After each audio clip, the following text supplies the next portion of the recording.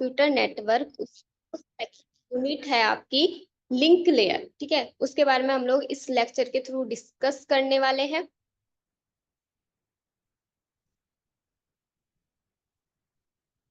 Total 70 marks का आपका exam paper आता है। हर एक यूनिट्स में से हमारा 14 मार्क्स का हम लोग को हमारे एग्जाम पेपर में देखने को मिल जाता है, और हर एक यूनिट्स हमारे लिए सेम इम्पोर्टेंस रखती है।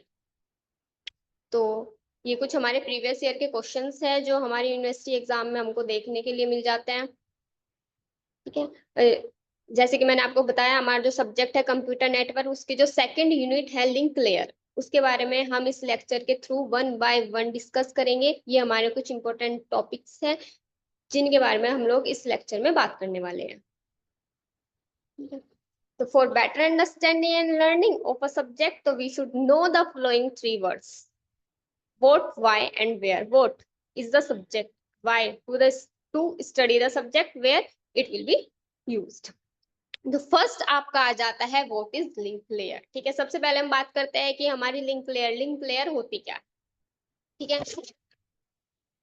आइए हम बात करते हैं लिंक लेयर, ठीक है। लिंक लेयर नेटवर्क लेयर और फिजिकल लेयर के बीच की एक लेयर है, ठीक है। In computer network the link layer is also known as a data link layer. Computer network में लिंक लेयर को डेटा लिंक लेयर भी बोला जाता है। It is the second layer in the OSI model, ठीक है, responsible for the data transmissions between the physical adjacent nodes on a network and encapsulating network layer packets into the frames and the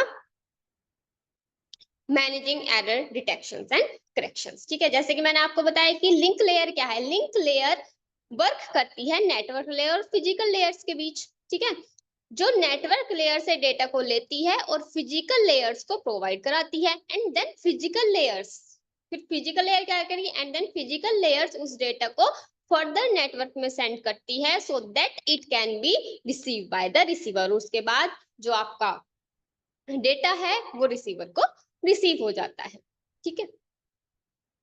Why to study the link layer? Link layer are the foundations of framing, ठीक है। जैसे कि हम क्या करते हैं, अपने data को पैकेट्स में, फ्रेम्स में डिलीवर करते हैं। Media access control, error detections, flow control, ठीक है, रिलायबल, ये सारी चीजें हम लोग इस लेक्चर में डिस्कस करेंगे आगे।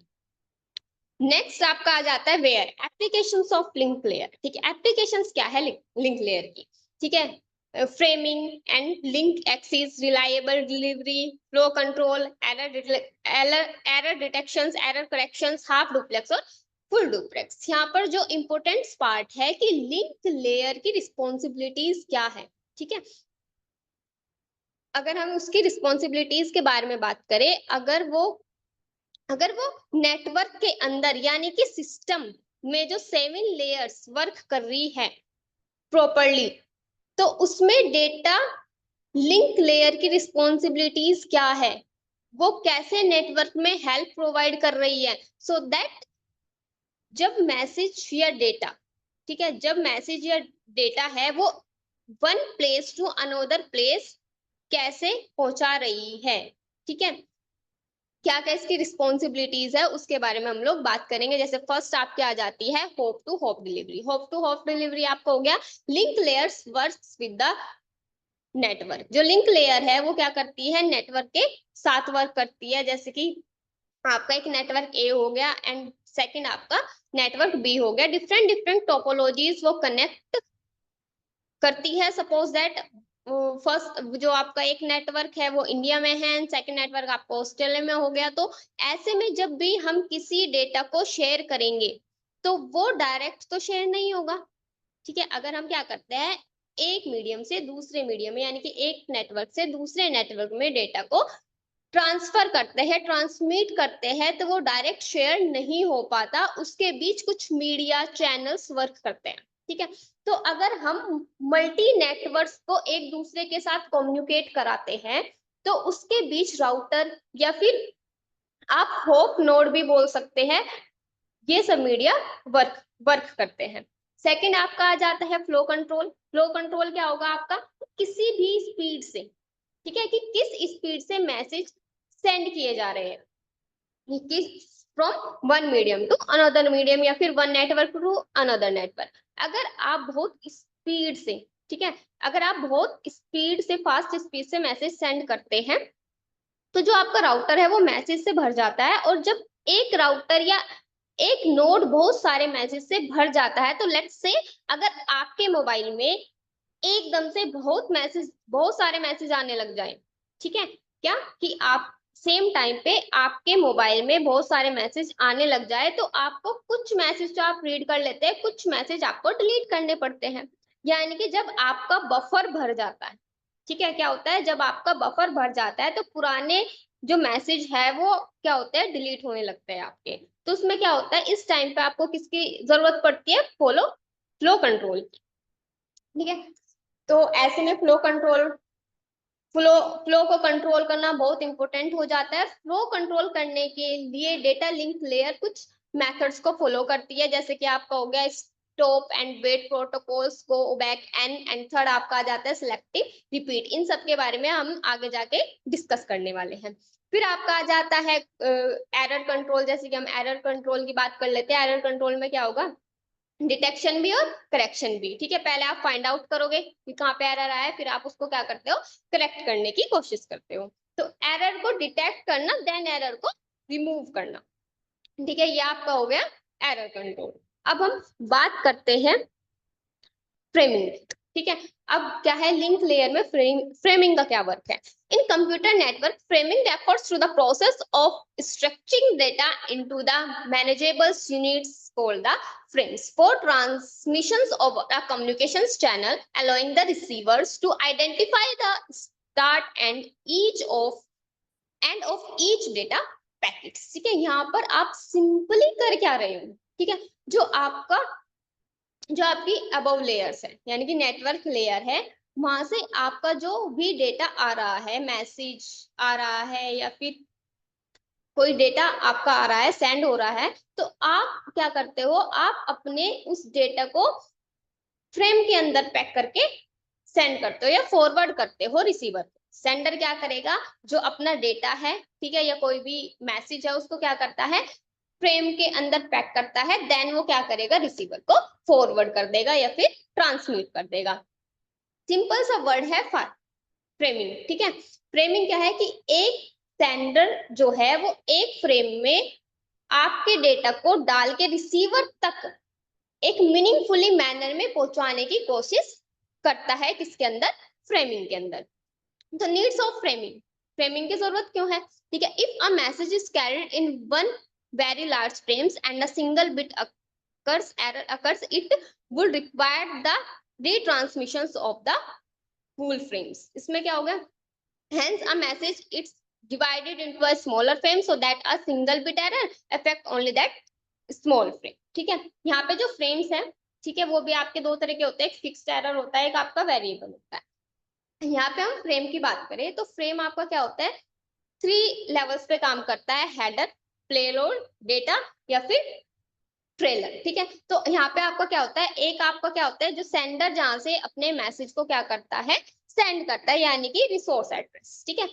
फिर क्या होता है आपका, जहां रिसीवर क्या करता है, आपके डेटा को रिसीव करता है, उसको हम क्या बोलते हैं, डेस्टिनेशन एड्रेस। यानी कि वहां पे क्या हुआ, सेंडर ने मैसेज को सेंड कर दिया, तो वो क्या करेगा, तो वो रीड कहाँ पे होगा, डेस्टिनेशन एड्रेस पे, जो एड्रेस सेंडर ने उसमें डाला है। यानी कि कौन मैसेज को रीड कर पाएगा, डेस्टिनेशन एड्रेस पे जो आपका यूजर है, रिसीवर बैठा हुआ है, वो ही उस मैसेज को क्या कर पाता है, रीड कर पाता है। तो इसकी जो फ्रेम की जो स्ट्रक्चर है वो 3 है, क्या, हेडर, प्लेलोड डेटा या फिर ट्रेलर।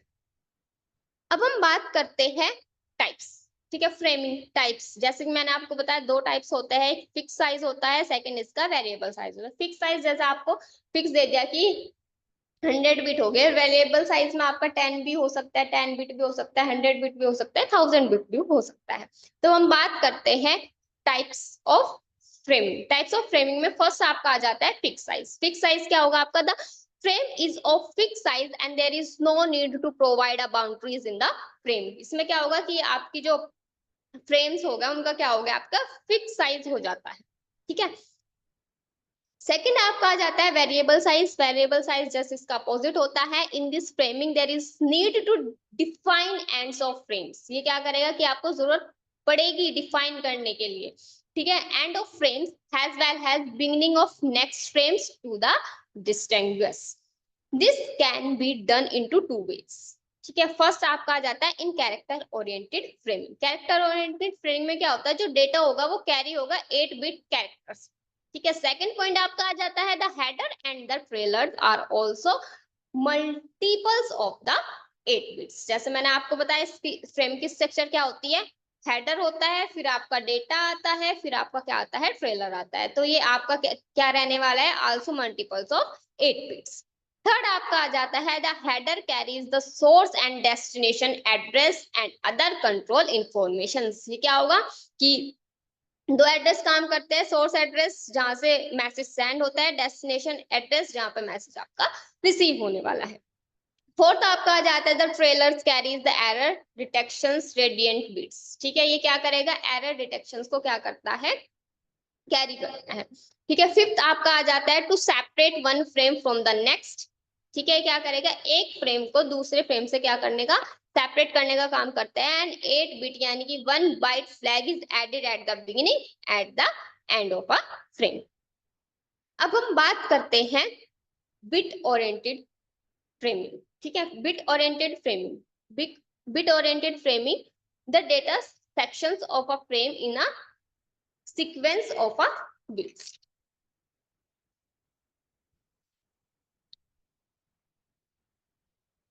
सीक्वेंस ऑफ बिट्स, इसमें क्या होता है कि जो आपका डेटा होगा, जो आपका फ्रेम्स होगा, किस में जाने वाला है, सीक्वेंस ऑफ बिट्स में जाता है। सेकंड आपका जाता है in bit oriented framings we need a delimiter to separate the one frame to the another frame. इसमें क्या होगा, आपको जरूरत पड़ेगी डेली मीटर्स की सेपरेट करने के लिए एक फ्रेम को दूसरे फ्रेम से। थर्ड आपका आ जाता है most protocols use a special set bit patterns. क्या यूज करेगी, patterns flags 0 1 1 1 0 has the delimiters to define the beginning and the end of the frames। क्या करने के लिए, फ्रेम्स की बिगिनिंग को और एंड को डिफाइन करने के लिए वो 8 बिट पैटर्न फ्लैग्स को, स्पेशल 8 बिट पैटर्न फ्लैग को यूज करती है। नेक्स्ट हमारा आ जाता है एरर, ठीक है। In the data link layer, errors can occur during data transmissions and the layers employs the techniques like error detections and the corrections to ensure the reliable data transfer between the two nodes। अब हम बात करते हैं error की। जब receiver data को receive करता है तो वो डेटा जो जो आपका डेटा जो है वो मैच नहीं कर पाता सेंडर ने जो सेंड किया है डेटा उससे, तो वो ही क्या कहलाता है, आपका एरर कहलाता है। यानी कि सेंडर ने जो डेटा आपको क्या किया है, सेंड किया है, अगर रिसीवर का वो डेटा सेम मैच नहीं हो पाता, उसी को हम क्या बोलते हैं, एरर बोलते हैं, ठीक है। जब आपका डेटा ट्रांसमिट होता है तो नॉइज के अकॉर्डिंगली कुछ एरर जनरेट हो जाते हैं, जो सिग्नल्स जो है आपके, ठीक है, नॉइज के अकॉर्डिंग क्या होता है, कुछ एरर्स आपके जनरेट हो जाते हैं। इसमें क्या होता है, जो सिग्नल्स है वो आपके ऊपर नीचे हो जाते हैं। उसी के कारण आपकी जो बाइनरीज डिजिट है 10 है, वो क्या होती है, डिजिट है वो 10 में क्या होती है, कन्वर्ट हो जाती है। वो भी आपकी एक एरर कहलाई जा सकती है।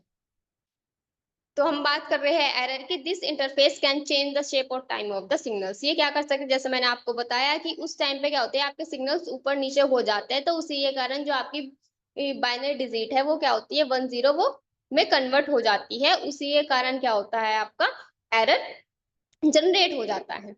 तो the interface can change the shape और टाइम ऑफ द सिग्नल्स, ठीक है। अब हम बात करते हैं types of the error. Types of error आपके दो तरीके हो गए, एक तो सिंगल बिट एरर आपका होता है, दूसरा आपका हो गया क्या, बर्स्ट एरर। तो फर्स्ट हम बात करते हैं आपके सिंगल बिट एरर की।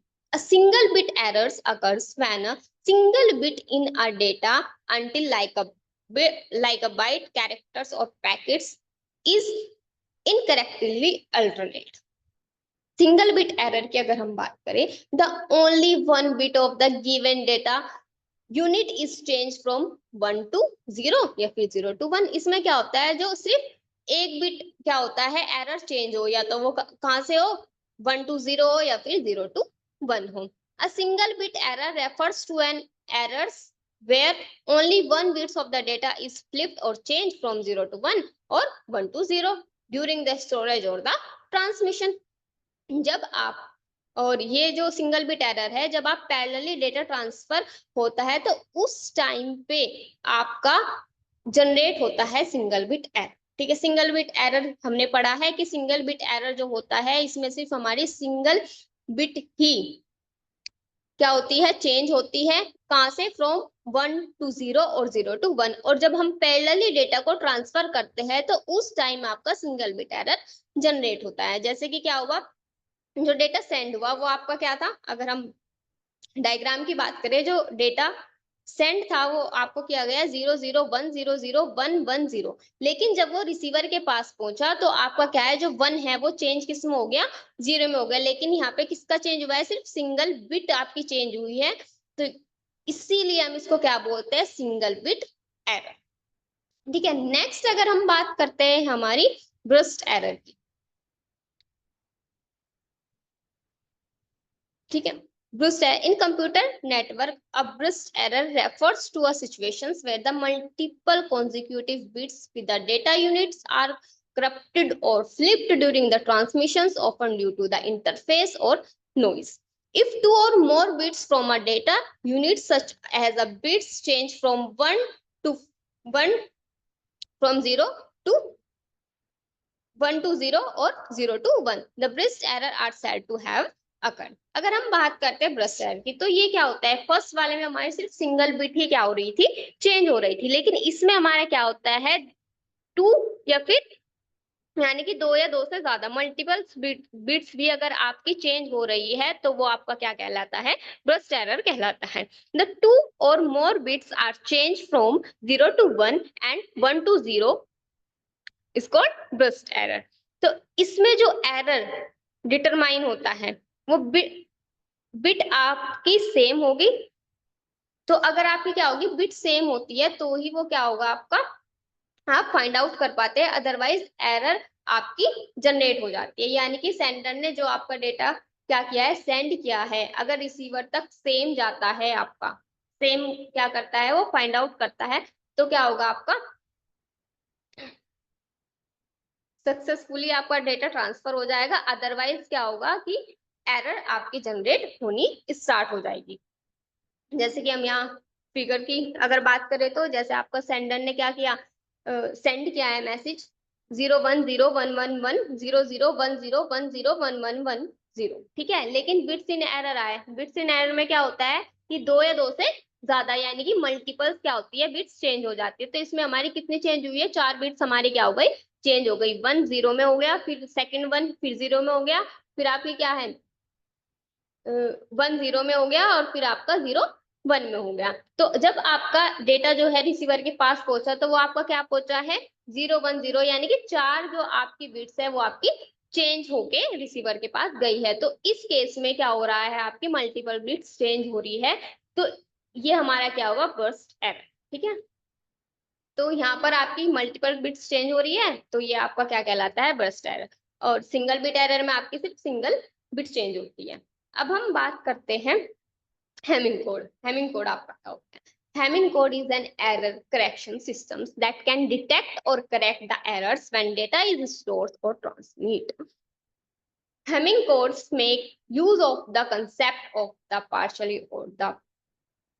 partially bits that's added to data so that the validity of the data can be checked when it is read or after it has been received in a data transmission।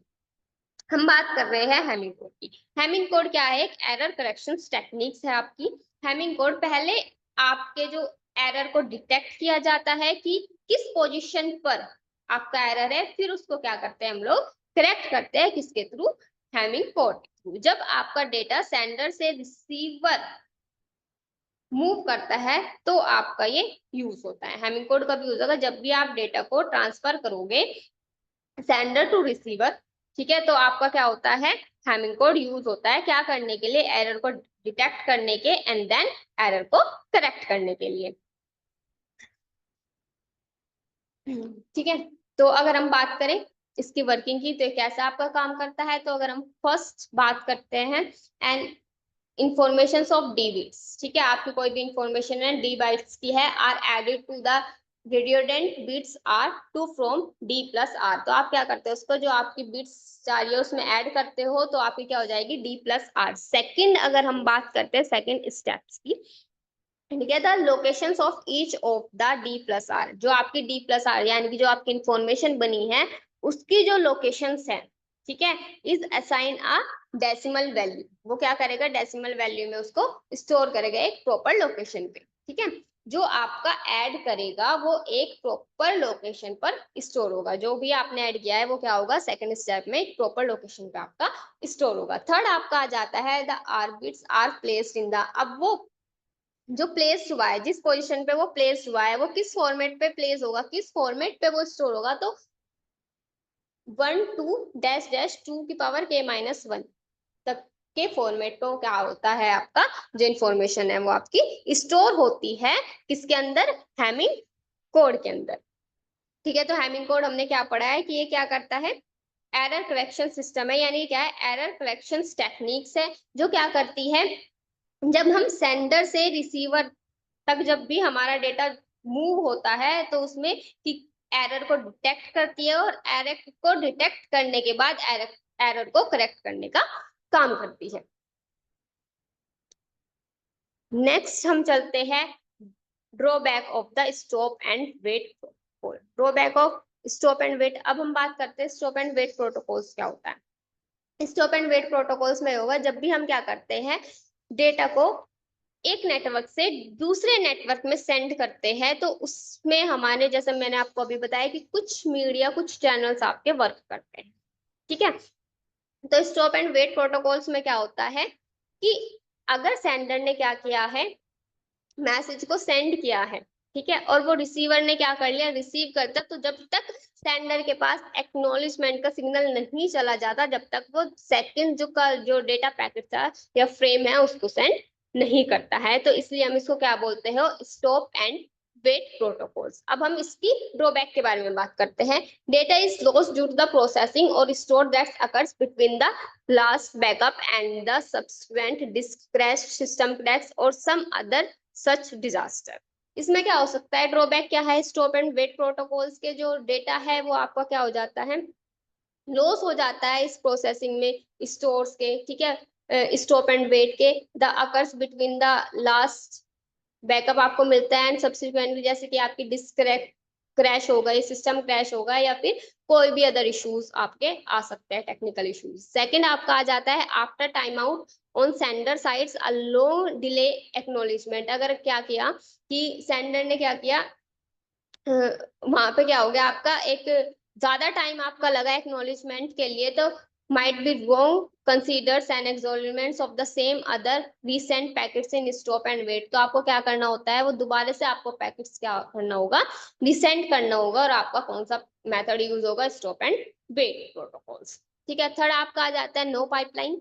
Fourth आपका है it is very efficient at has at any one moment only one frame is in transmit. वो क्या कर सकते हैं, सिर्फ एक time पे एक ही फ्रेम आपका क्या होगा, ट्रांसमिट होगा। फिफ्थ आपका आ जाता है the senders will have to wait at least one round trip time before sending next. वो क्या करता है, कम से कम एक राउंड ट्रिप आपको क्या करना पड़ता है, वेट करना पड़ता है नेक्स्ट पैकेट्स को या नेक्स्ट फ्रेम को सेंड करने के लिए। तो ये आपके ड्रॉबैक्स है stop and wait protocol. Next हम बात करते हैं ARQ error techniques. ARQ error techniques आपकी क्या,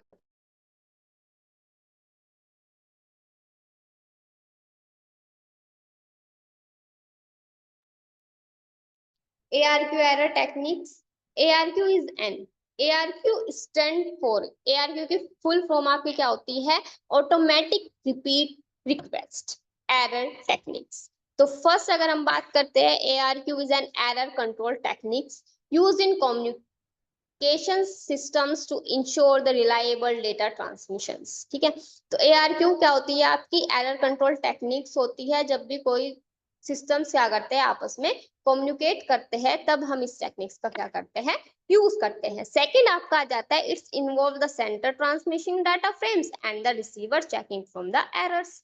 ठीक है, क्या इसमें इन्वॉल्व होता है? सेंडर ने क्या किया, डेटा ट्रांसमिट कर दिया, और रिसीवर क्या करता है, रिसीवर की साइड चेक होगा कि एरर्स है, चेकिंग फॉर द एरर्स। ठीक है, थर्ड आपका आ जाता है, if any error is detect the receiver request the sender to retransmit the affected time. तो अगर आपका क्या होता है, अगर आपका एरर आ जाता है रिसीवर की साइड पे, तो रिसीवर क्या करता है, रिक्वेस्ट करता है सेंडर को कि वो डेटा को क्या करे, रिसेंड करे या रीट्रांसमिट करे उसको।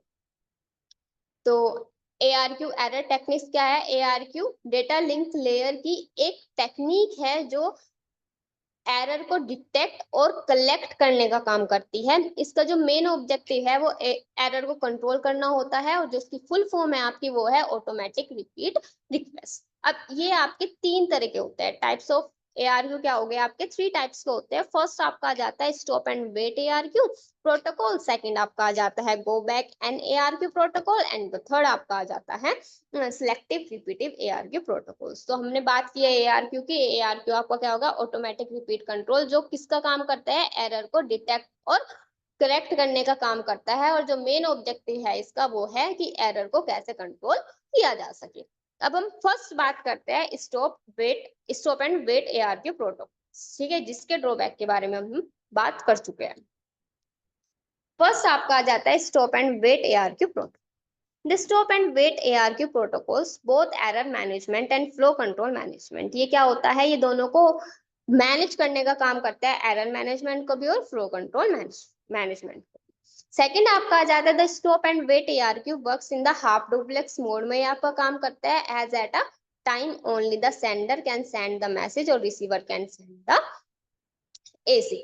ठीक है, तो इसमें क्या होगा कि कब, जब हाफ डुप्लेक्स पे कब करता है, जब आपका क्या होगा, सेंडर क्या कर देगा, मैसेज को सेंड कर लेगा, और रिसीवर उसको क्या कर लेता है, रिसीव कर लेता है। The stop and wait ARQ ensure that the information is received by the receivers in the order it was send. Fourth आपका selective repeat ARQ automatic repeat request is are data link layer protocols that use a sliding window techniques का use करता है to ensure the reliable data delivery, की आपका क्या हो, आपकी जो डेटा है वो क्या हो, एक करेक्ट वे में आपका डिलीवर हो।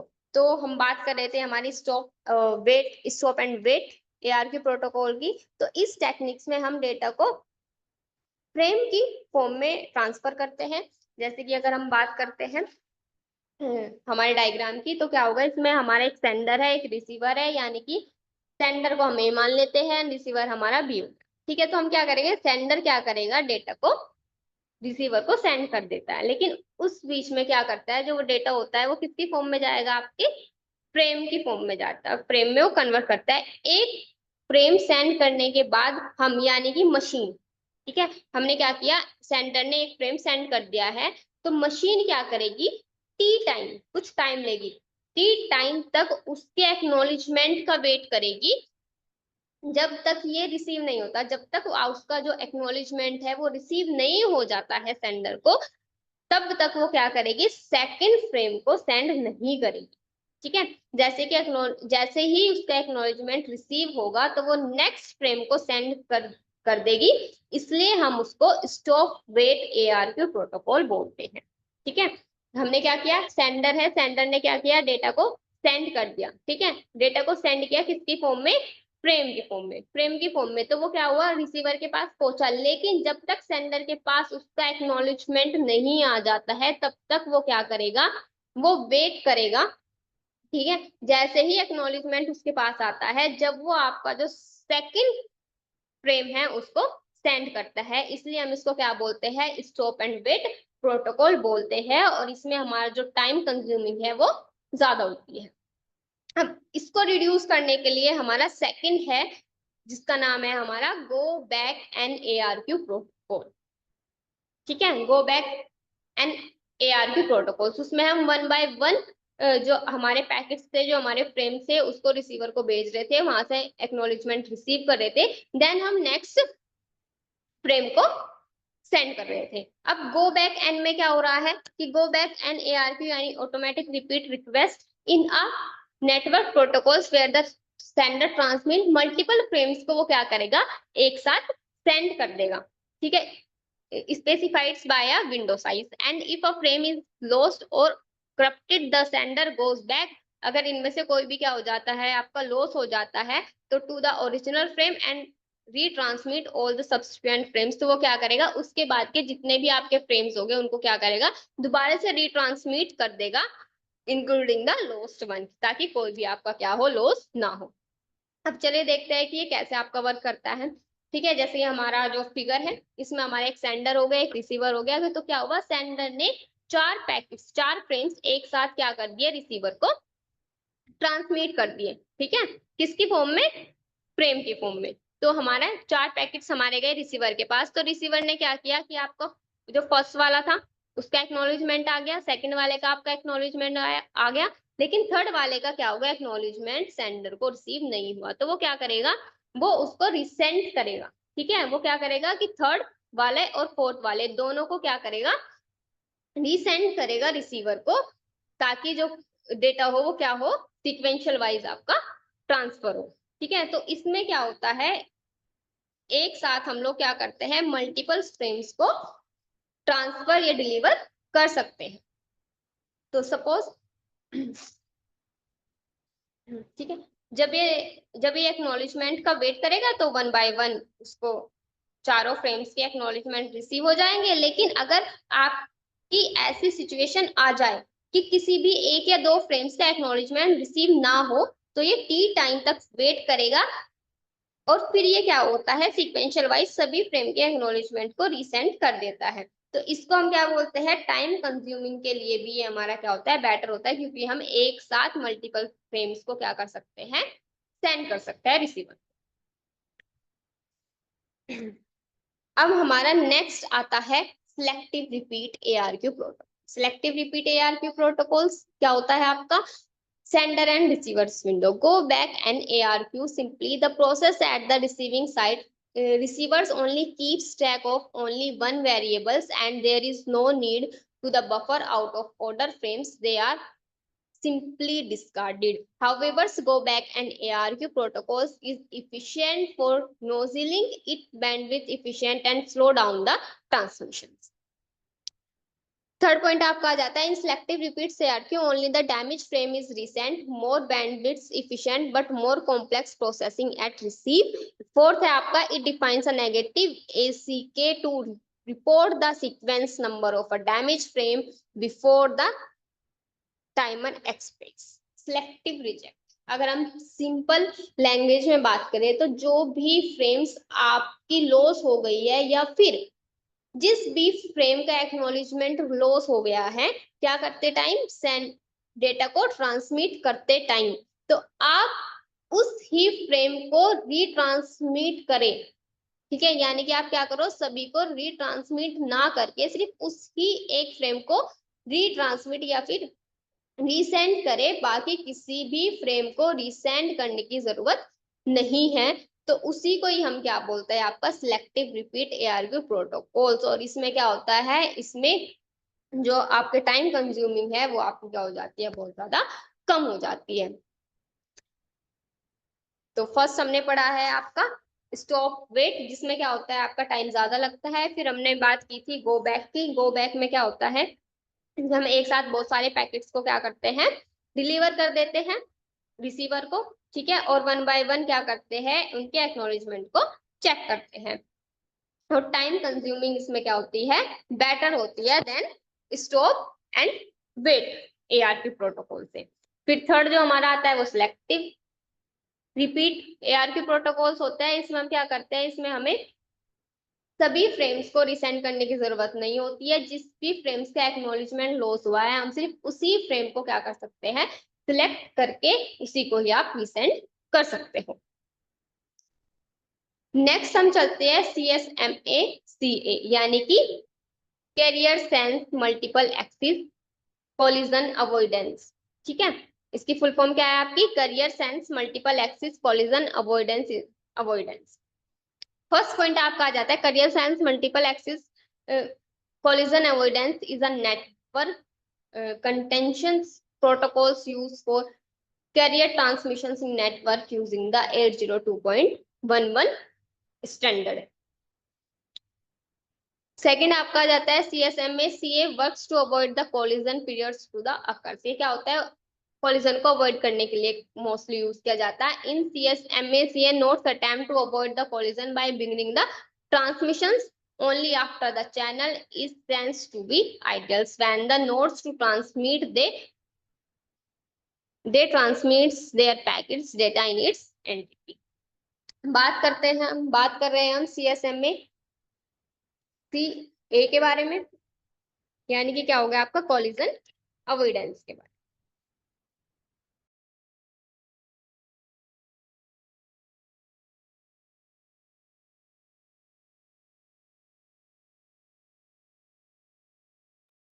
ठीक है, जब कोलिजन जो डिटेक्शन यूज ही ना हो पाए, ठीक है, जब क्या हो, जो कोलिजन डिटेक्शन हो वो यूज ना हो पाए वायर्ड लैन में, तब बात आती है कि कोलिजन अवॉइडेंस की, कि कोलिजन अवॉइडेंस क्या है। तो कोलिजन ना हो ऐसे, ठीक है, ऐसे इन्होंने 3 बैक टू बैक ऐसे आइडियाज निकाले हैं जो यहाँ पर काम करते हैं। ठीक है, क्या होता है, ये किसको काम करने का काम करता है, कोलिजन अवॉइडेंस का। तो कोलिजन अवॉइडेंस ना हो, कोलिजन ना हो, ठीक है, क्या होते टाइम, डेटा को ट्रांसमिट करते टाइम। तो ऐसे यहाँ पे हमारे बैक टू बैक 3 आइडियाज हैं, ठीक है, जो इस पे हमारे काम करते हैं, इस पे जो हमारे वर्क करते हैं। फर्स्ट आपका आ जाता है इंटरफ्रेमिंग स्पेस। इंटरफ्रेमिंग स्पेस में क्या होता है, wait then next data transfer. जैसे कि हमने पढ़ा है स्टॉप एंड वेट की, क्या होगा कि पहले क्या होगा, डेटा ट्रांसफर होगा, ठीक है, फिर वेट किया जाएगा, फिर क्या होगा, फिर डेटा ट्रांसफर होगा, फिर वेट किया जाता है। तो wait then next data transfer, wait करेंगे, फिर हम क्या करेंगे, नेक्स्ट डेटा को ट्रांसफर करेंगे, क्या करने के लिए, रिड्यूस करने के लिए कोलिजन अवॉइडेंस को। सेकंड जो इसका आइडिया है वो आपका आ जाता है कंटेंशन विंडो। इसमें क्या होगा आपका, the contention window is an amount of time divided into slots. इसमें क्या होता है कि जो अमाउंट ऑफ टाइम है ना वो स्लॉट्स में आपका डिवाइड कर दिया जाता है। Station that is ready to send, ठीक है, जब आपका क्या होता है स्टेशन रेडी हो जाता है सेंड करने के लिए, choose a random number of slots as its wait time. ठीक है, तो क्या करेगा, चूज करेगा, उसको वेट लगेगा, देन वो क्या करेगा, नेक्स्ट डेटा को ट्रांसमिट करता है। थर्ड आपका आ जाता है एक्नॉलेजमेंट। एक्नॉलेजमेंट तो हमने पढ़ा है कि टी टाइम में हमारा जो पैकेट्स है या फ्रेम है वो वापस आ जाना, ठीक है, वापस आ जाना। तो कोई ना कोई प्रॉब्लम अगर नहीं आया है तो उसमें क्या होता है कि कोई ना कोई प्रॉब्लम्स हो जाती है, तो हम उसको क्या करते हैं, रीट्रांसमिट करना पड़ता है हमें उसको। तो अगर हम बात करें कि इसमें हमारे 3 आइडियाज काम करते हैं। फर्स्ट आपका आ जाता है इंटर फ्रेम स्पेस, जिसमें आप क्या करते हो, wait and then next data send करोगे। सेकंड आपका आ जाता है कंटेंशन विंडो, जिसमें आप क्या करते हैं, नंबर ऑफ सोर्स में आप अपने उसको डेटा को डिवाइड कर देते हो। थर्ड आपका आ जाता है एक्नॉलेजमेंट। वहां पे आपका होगा कि टी टाइम में अगर आपका डेटा पैकेट्स जो आपका पैकेट्स है या फ्रेम है वो वापस नहीं आया, तो आपको क्या करना होता है, आपको अपने जो पैकेट्स है या फ्रेम है उसको रिसेंड करना पड़ता है। ठीक है, अब हम बात करते हैं फिगर की। तो फर्स्ट हमने क्या किया, start set back off to the zero. Second आपका क्या होगा, प्रिस्टन स्ट्रेटेजी। फिर आप वेट करोगे IFG टाइम में, wait for a random time, random time के लिए जहाँ पे हमने नंबर ऑफ स्लॉट्स लिए है। फिर आप क्या करोगे, उस फ्रेम्स को सेंड कर दोगे, सेंड द फ्रेम्स। फिर क्या होगा, आप फिर वेट करोगे, सेट अ टाइमर। ठीक है, उसके बाद आपका क्या होगा, रिसीव्ड बिफोर टाइम आउट।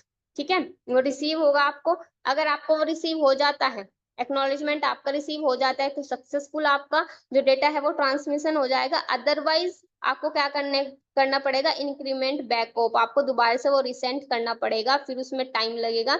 और टाइम लगने के बाद क्या होगा आपका, wait for back off time, फिर वो दोबारा से सेम प्रोसेस को रिपीट करेगा, देन वो आपका क्या होगा, सक्सेसफुली ट्रांसफर हो जाएगा। तो ये पूरा प्रोसेस है हमारा career sense multiple access collision avoidance का। अब हम बात करते हैं इसके एडवांटेज के बारे में। एडवांटेज क्या है इसकी, ये कोलिजन को प्रिवेंट करता है, सेकंड आपका आ जाता है due to the acknowledgement data is not lost necessary. Acknowledgement का मतलब क्या है कि वेट हो रहा है, ठीक है, स्टॉप एंड वेट पे हम लोग काम कर रहे थे, इसमें क्या होता है डेटा आपका क्या होगा, लॉस नहीं होगा नेसेसरी। थर्ड आपका आ जाता है it's avoid the wasteful transmission को ये अवॉइड कर देता है। और फोर्थ आपका आ जाता है it is very much suited for the wireless transmission. बात करते हैं इसकी डिसएडवांटेज के बारे में। जो इसकी एल्गोरिथम्स है वो क्या होती है, लॉन्ग वेटिंग टाइम्स में होता है, जैसे मैंने आपको बताया स्टॉप एंड वेट आपका चलता है, यानी कि ज्यादा टाइम इसमें लगता है आपका। सेकंड आपका आ जाता है it has high power consumption, इसमें आपकी क्या होती है, हाई पावर कंजप्शन रहती है। यूज ऑफ CSMA इसका यूज क्या है, अवॉइड करने के लिए कोलिजन को बिटवीन द डेटा फ्रेम्स के अंदर, और it is use in the channel utilization के लिए हम इसका यूज करते हैं। नेक्स्ट आपका आ जाता है CSMACD यानी कि collision detection. Career sense multiple axis collision detection is a set of rules which determines how network devices responds when two device attempts use a data channel simultaneously. CSMACD protocols works to handle the transmissions only after a collision has taken place. It uses carrier sense to defer transmissions until no other stations are transmitted. हम बात कर रहे हैं किसके बारे में, collision detection के बारे में। अब आपका कोलिजन डिटेक्शन जो होता है इसमें क्या होता है, फर्स्ट आपका हम बात करेंगे करियर सेंसिंग के बारे में। अगर आपका जो डेटा है, ठीक है, लेट सपोज अगर आपको जो डेटा ए से बी आपको सेंड करना है, ठीक है, तो आफ्टर दिस, ठीक है, firstly check the network is busy. तो अगर आप क्या करोगे, एक से आपको क्या करना है, सेंडर को रिसीवर को क्या करना है, डेटा को ट्रांसमिट करना है। तो फर्स्टली क्या करता है कि चेक करेंगे कि जो आपका नेटवर्क है वो आपका बिजी तो नहीं है, ठीक है। तो इफ इट इज बिजी तो it won't until it become idle, ठीक है। अगर वो क्या है आपका बिजी होता है तो वो वेट करेगा वहां पे, लेकिन अगर आपका क्या होता है, बिजी नहीं रहता है आपका नेटवर्क, तो आप क्या कर देते हो, डेटा को ट्रांसमिट कर देते हो, ठीक है।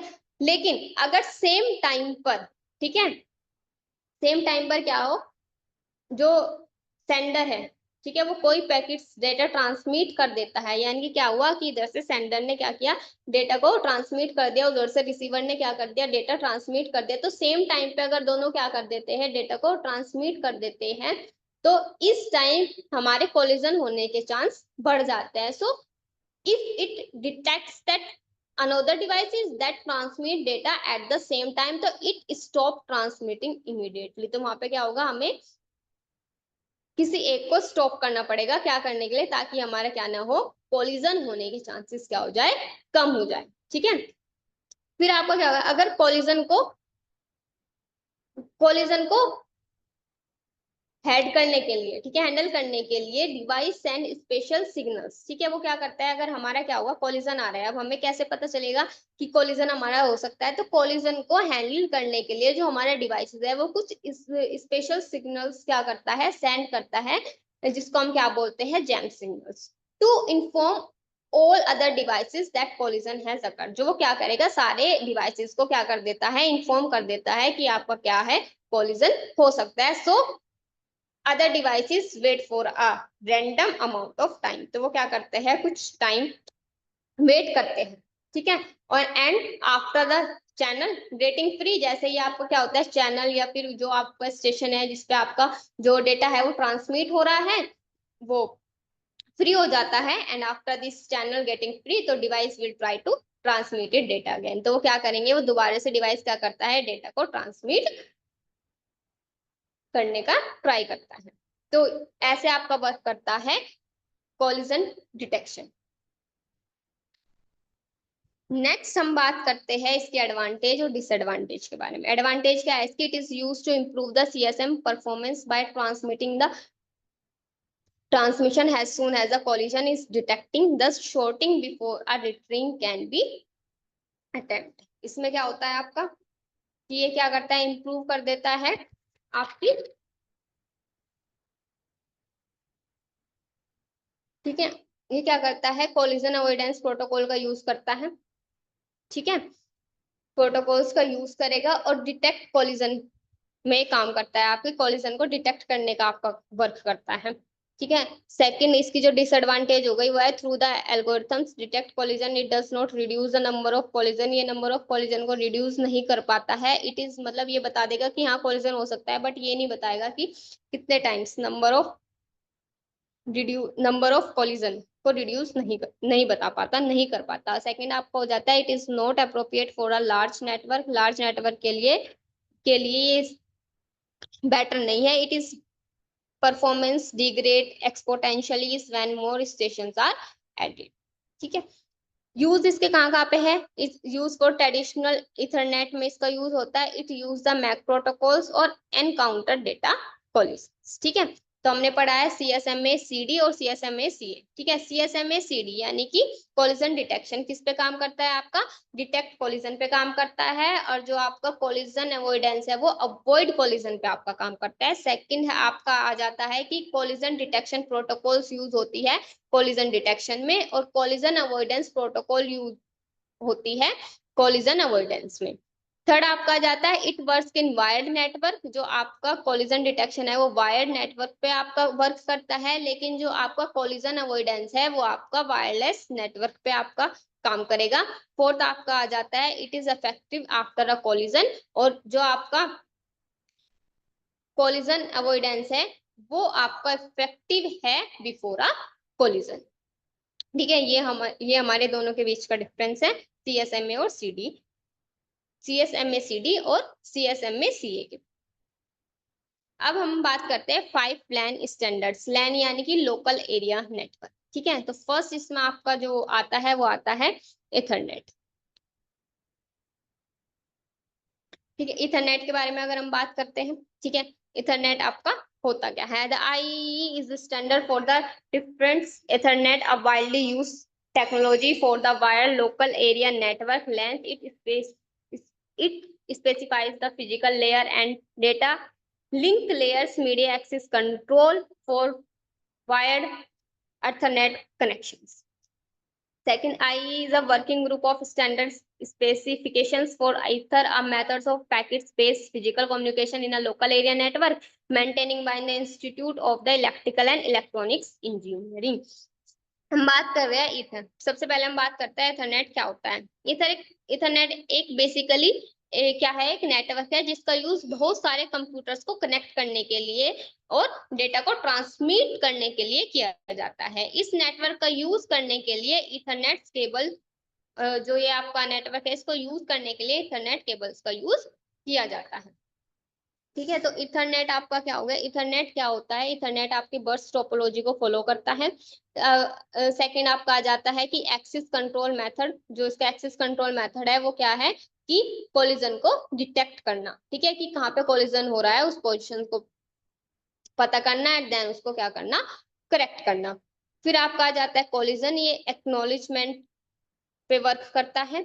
ठीक है, फोर्थ आपका होता है एनकोडिंग टेक्निक। एनकोडिंग टेक्निक्स क्या होगा, जैसे कि ये क्या करता है, बिट्स को सिग्नल्स में ट्रांसमिट करने का वर्क करता है आपका एनकोडिंग टेक्निक्स। और जो इथरनेट है इसमें डेटा रेट्स जो आपके होते हैं, डेटा रेट्स आपके जैसे कि हो गया आपका 10 Mbps, ये नॉर्मल आपका इथरनेट बोला जाता है। 100 Mbps आपका फास्ट इथरनेट बोला जाता है, एंड 1 Gbps आपका होता है गीगा बिट्स। ठीक है, तो ये आपका क्या है, इथरनेट।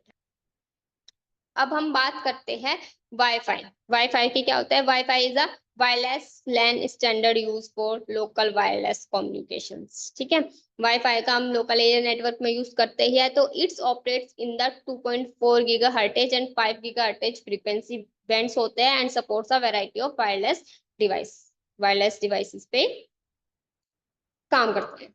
तो आपका क्या है 2.4, अगर हम बात करते हैं 2.4 गीगा हर्टेज और 5 गीगा हर्टेज की, तो 2.4 क्या है आपका स्लो डाटा ट्रांसमिशन है, और ये आपका क्या है फास्ट डाटा ट्रांसमिशन है। ये कवर्स करता है लॉन्ग डिस्टेंस और ये कवर्स करता है शॉर्ट डिस्टेंस को। ये 14 चैनल्स का होता है, ये आपको 23 चैनल्स। ओवरलैपिंग चैनल्स होते हैं, इसमें कोई आपके ओवरलैपिंग नहीं होती, नो ओवरलैपिंग। इसमें जो आपका इथरनेट यूज होता है वो होता है 802.11, 802.11G और 802.11X। ठीक है, इसमें आपका क्या रहने वाला है 802.11A, 802.11N या 802.11AE। ठीक है, ये आपके होता है 5 गीगा हर्टेज में और ये आपके होता है 2.4 गीगा हर्टेज। अब हम बात करते हैं हमारे टोकन रिंग। टोकन रिंग जिसको हम क्या बोलते हैं, IEEE 802.5। तो ये क्या है, also known as a token ring भी हम इसको बोल सकते हैं। Is a network standard that use a token passing access methods in a logical ring topology. बात करते हैं टोकनिंग। ये एक लैन के लिए यानी कि लोकल एरिया नेटवर्क के लिए कम्युनिकेशंस प्रोटोकॉल है। ये 3 बिट्स फ्रेम का यूज करता है, जिसमें जो टोकन है, ठीक है, तीन क्या करेगा, ये 3 बिट्स फ्रेम का यूज करता है, जिसको हम क्या बोलते हैं, टोकन बोलते हैं। ये क्या करता है कि टिंग जो रिंग टोपोलॉजी है उससे उससे जुड़े वर्क स्टेशंस या फिर होस्ट के बीच घूमता रहता है, या टोकन इस नेटवर्क में डेटा पैकेट्स को कैरी करने का काम करता है। ठीक है, अगर हम फिगर की बात करें तो क्या है, हमारी रिंग टोपोलॉजी है, तो ये क्या करता है, ये टोकन क्या आता है, इस पूरी रिंग टोपोलॉजी इसमें मूव करता है, और जिस भी डिवाइस को क्या करना है, डेटा को सेंड करना है, वहां से कैरी करता है, और जिस डिवाइस को रिसीव करना है उस डिवाइस से क्या क्या करता है, उसको डिलीवर कर देता है। लेकिन सेम टाइम पे क्या करेगा, एक ही डेटा को क्या करता है, कैरी करता है और उसको डिलीवर करता है। अगर उसी टाइम पे आपका सेकंड डिवाइस क्या करता है, डेटा को सेंड करता है, तो ये क्या करेगा, जो आपका टोकन है वो उसको वहां से कैरी नहीं कर पाएगा। तो की फीचर्स इंक्लूड क्या है, टोकन पासिंग हो गया इसको, fair access to the network, and third आपका हो गया defined frame format from the data transmission. Data transmission के लिए क्या आता है, फ्रेम फॉर्मेट्स को डिफाइन करता है। इसके बाद आपका आ जाता है fibre distribution data interface. Fibre distribution interface क्या होगा, FDDI, ये लोकल एरिया नेटवर्क प्रोटोकॉल होती है आपकी। ये सपोर्ट्स करती है डेटा रेट्स को, जैसे कि आपका 100 Mbps हो गया, या और प्रोवाइड करती है हाई स्पीड अल्टरनेटिव एथरनेट और टोकन रिंग्स को। उसके बाद हमारा क्या होगा, द कॉपर वर्जन जो इसमें यूज होता है फाइबर डिस्ट्रीब्यूशन डेटा इंटरफेस में, हम उसको बोलते हैं CDDIB। ठीक है, उसके बाद हम क्या, यानी कि copper distributed data interface. Fourth आपका हो जाता है access is limited by time. Fifth आपका है स्टेशंस में send has many frames as it can within its allows access periods with the provisions that real time data be sent first। ठीक है, ये क्या होता है, फाइबर डिस्ट्रीब्यूटेड जो डेटा होता है वो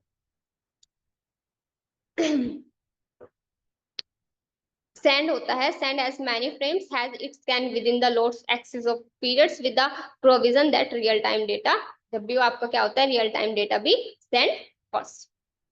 उसके बाद आपका हो जाता है home phone line networking alliance, enables networking communications over existing phone lines supporting the speeds up to, ठीक है, ये भी लोकल एरिया नेटवर्क पे आपका काम करता है, और ये सपोर्ट करता है speeds 10 Mbps। It is use for home networking के लिए हम इसको यूज करते हैं, वेयर एथरनेट जैसे केबलिंग इज नॉट फ्लेक्सिबल। ठीक है, ये क्या होता है आपके नॉर्मल हम घरों में यूज करते हैं इस home phone line networking alliances को। ठीक है, तो